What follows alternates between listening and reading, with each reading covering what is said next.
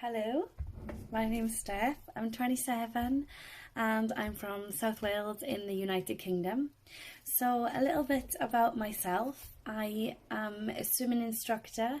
I teach babies, children, and adults how to swim.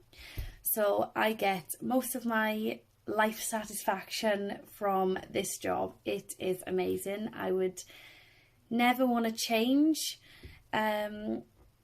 So for me, the whole pandemic that's happened at the moment has been a huge weight that has affected my business, my mental health, and the way that I've probably dealt with the whole lockdown situation. I think because I get a lot of my happiness from my job, which is also a good thing, I don't dispute. It has been difficult to live with the fact that everything has been swiped from underneath me. I didn't have a job to wake up to every morning. I was also self-employed, so I couldn't go on the furlough. So it was just a waiting game of wondering when any financial help was going to arrive, if ever. So although the financial side isn't the be all and end all, it was also a little bit of a trigger when you're on social media and you see memes being shared of which Amazon parcel is going to arrive today. And it's just a case of fear of missing out, because I knew that I couldn't do that. I knew I couldn't go on Amazon and order anything because I just couldn't afford to live. And this isn't just with the material things that you may get delivered in the post. I think it's really important that we apply the biggest delivery of all to your mental health. So we all know that when we're having a bad day, a lot of people out there, they advocate the fact that one bad day is fine. When one bad day turns into 2 days, 3 days, 4 days, that's when it becomes a problem. For me, I feel like everybody does have their own time scale. Sometimes you need to take those 2 days out, or 1 day out, 3 days out. It is very important to address those situations. And I remember taking part in a mindfulness course a few years ago, and they spoke about the thermometer, where it's really easy to address when you're high and it's really easy to address when you're low. But we all seem to fail to recognise when we're moving from the neutral up and neutral down. And those words will always resonate a lot with me, where I think it's really made me realise that I am now a lot more self-aware. So when I go from a place of being neutral and just a state of calm, that when I am starting to feel myself get a little bit higher on that thermometer, that I can recognise the triggers that are making me move up or making me move down. And I can either remove myself from the situation, or I can give myself a little self-talk, do the things that work for me. So for me personally, it's journaling. Time on my own is absolutely huge. I like to take myself out and sort of go inwards a little bit and just rethink everything that's going on. I know that my one bad day turns into 2 or 3 bad days if I stay busy and send myself on a really crazy journey of being busy, busy, busy, super, super happy. Then when the plans go, my mood just plummets. So the sooner I recognise and get out of the emotions myself, that's what works better for me. I have learnt to address things as not as fast as I can, but as soon as I'm ready to. To talk is a humongous thing for me. I keep saying humongous, I know, but I do think this is a humongous topic. So for me with my mental health, I think I've been relatively lucky. I feel like I am on the outside of the dark tunnel that I had entered a few years ago. So for me, my journey started in 2016. I hadn't really been exposed to anything mental health before then. It all started from a turbulent relationship that I was in at the time. I felt when the relationship ended, I needed something, but I didn't know what I needed. Looking back, now I know that my thermometer probably reached its absolute peak, and what I needed was a sense of relief. I needed to offload my thoughts, my emotions. I just needed to feel myself again because my identity had been totally stripped from me. So I remember going to the doctors thinking, this is my final straw. At the time, I was very against medication. I was also quite uneducated around the topic. I believed things were a quick fix. If I went, I was feeling awful, give me the tablet tomorrow, I think I'll be okay.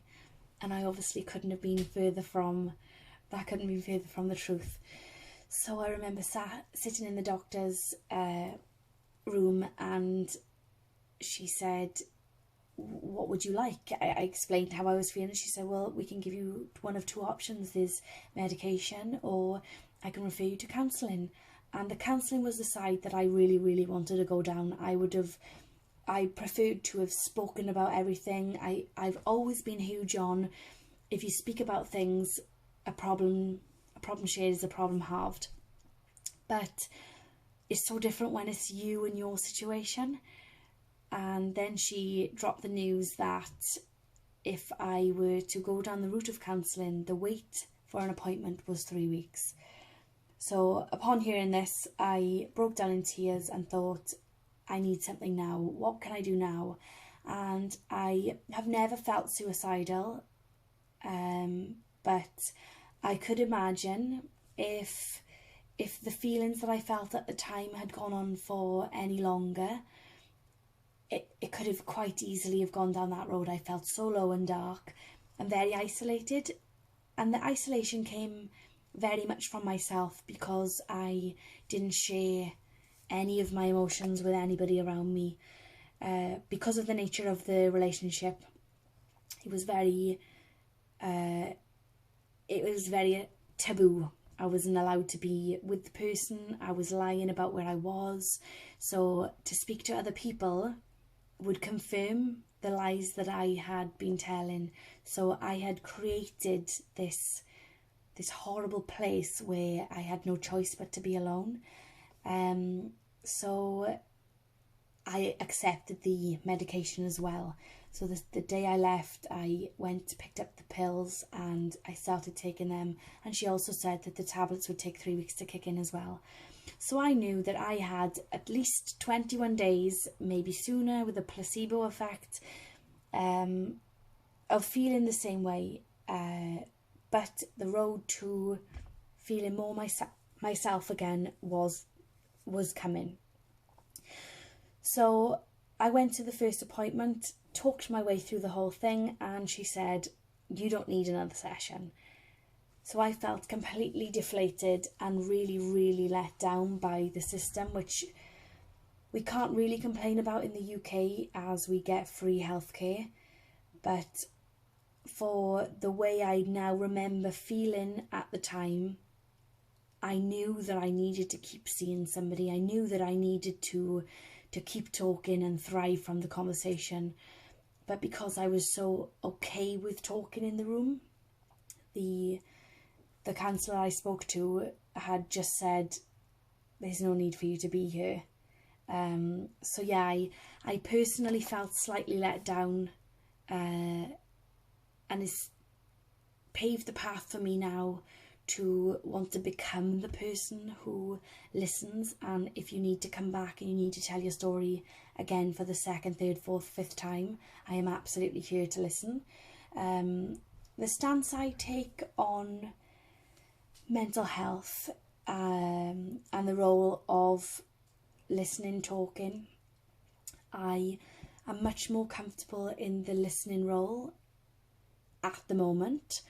I would potentially move forward and go into the coaching side of things in the future. It's definitely something that I am passionate about, and the girls that I already know who do this are probably some of the biggest inspirations that I have in my life, and huge influences on the way that I act and think now.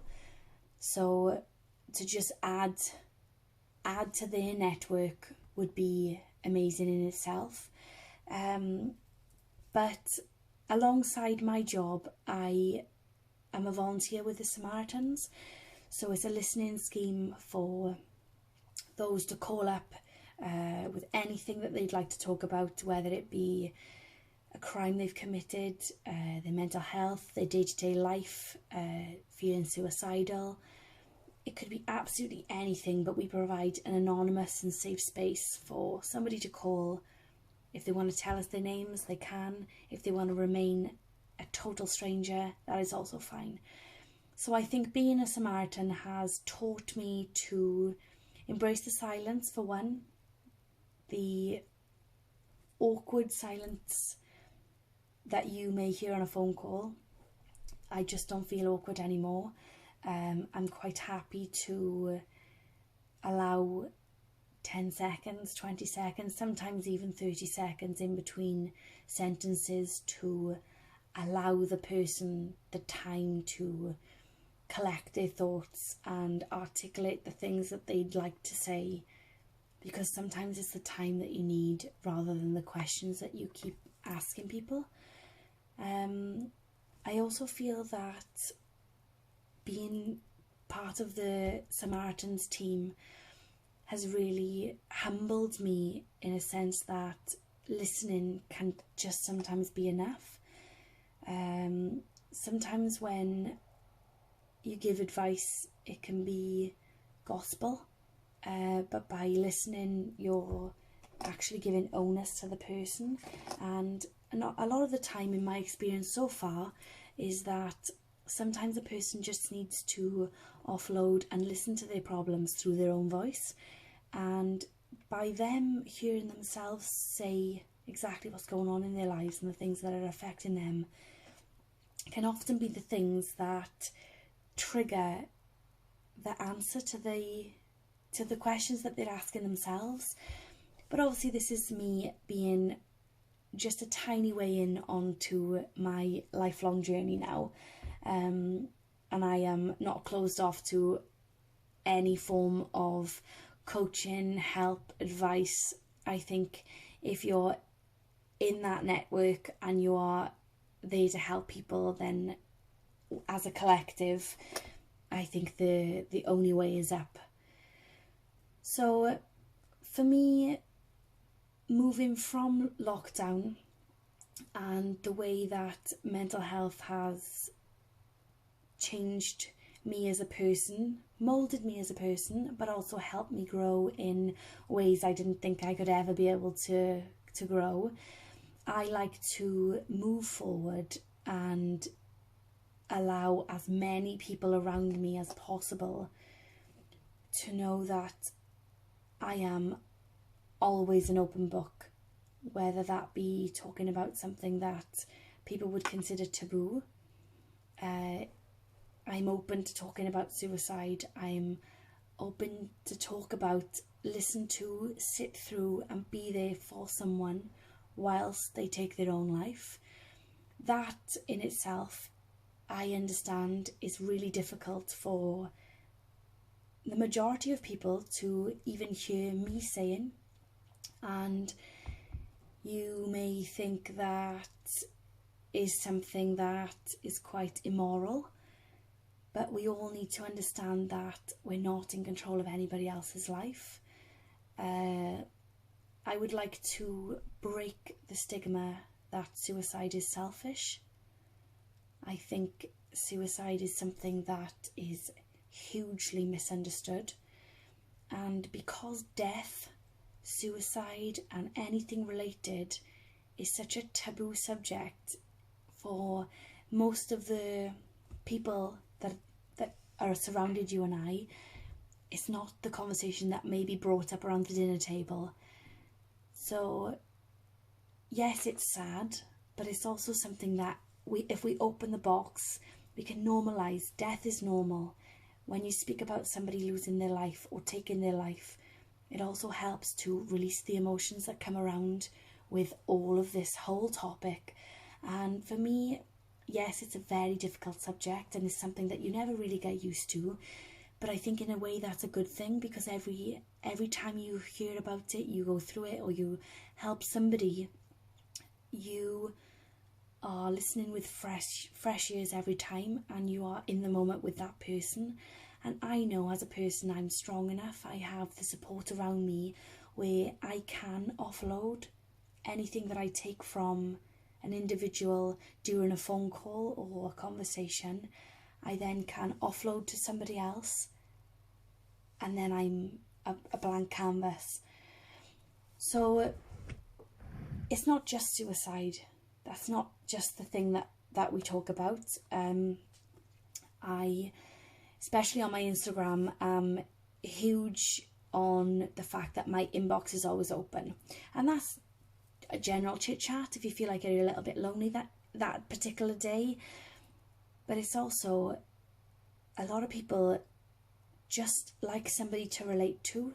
So whether that be the quotes or the memes that I repost, I get at least a message per week just to say thank you for reposting certain quotes because they really resonated with that person that day, or they were having a really shitty weekend and they really needed that quote that I posted, or they're in a really bad relationship. And I think for me, something that I have learned massively over the last 12 months is that I am allowed to come first now. Okay, 12 months is probably pushing it. I would say this is going to be really, really, really short now. Okay, so I've accepted that I am allowed to come first, probably in the last 5 to 6 weeks, because as a person I will naturally take a back seat. I will naturally allow other people to come first, and as a result of this I end up settling massively. This could be not so much now, but before it would be a job, relationship, friendships, goals, mental health, and these are all things that I'm slowly working my way through, where I don't need to settle anymore, and I am learning to be enough on my own. I used to believe that in a relationship it was one half and you made a whole, but I am learning that to be in a relationship, I believe you must be a whole to start, and the person that you share your life with or share a period of time with is only ever going to add to your life or your being. So that's sort of the biggest lesson that I have learnt in the last 12 months, I would say. But yeah, learning something and accepting something are very different things, and I am also quite open to the fact that the journey that I'm on now, I am nowhere near halfway through, or I'm not even looking for an end goal. I just want to appreciate and be grateful for the fact that I'm in touch with so many amazing and inspiring people, whether that be friends, the coaches, the people I've met along the way, strangers. I would like to take lessons from all of those people, all of those things, the mistakes that I've made, and keep moving forward. As long as I just keep chipping away, I know that I can keep making the progress. So I think as a collective, this whole project that's going on, I'm so appreciative to be a part of this event, because for me mental health is taking a huge stance globally, and it's still something that is massively misunderstood. I think the more people that speak out, give this mental health a huge megaphone, let's shout it from the rooftops and allow people to destigmatize anything that is related to mental health. social media plays a huge part in all of this. I make sure that every time I log on to my social media, I'm following the right people. I am not following somebody who is wearing a bikini and making me feel like shit, or somebody who just constantly posts about their diet. I'm not interested in any of that. I'm happy as I am. The positive quotes are a huge one for me. I follow the people that inspire me. I follow the people that are going to motivate me, the people who make me laugh. And I think to sift through your followers and also your following is a huge step in the right direction. If you know that you're one of those people who get triggered by the things that you see on your timeline, then you're in control of that. You are the master of your own social media. You decide who follows you, you decide who you are following. And in turn, I think you create your own powerful vice of when you then go onto your social media, if the first picture you see isn't something that motivates you or makes you feel happy or doesn't affect your emotions, then you're on the right track. If the first thing you see is something that makes you think, oh gosh, quick, put the chocolate down, then you need to ask yourself, is this taking over my life? Is this controlling my emotions? And for me, that is your safe space at the moment, where our lives are turning towards everything social media, online, everything is digital. So if your digital domain is toxic and it's affecting your mental health, then ask yourself why. Change the things that you can change while you can. Allow yourself to be as happy as you can be by changing the smallest things, and you'll be so grateful for that. So yeah, that's my little piece, and I hope together as a team, being a part of such a huge topic and so current at the minute, I hope that we can create a bit of a snowball effect, an avalanche that catapults mental health into everybody's minds, so that the stigma eventually will go and everybody's voices will become a little bit louder, and the stigma just gets an awful lot quieter. So yeah, thanks for having me.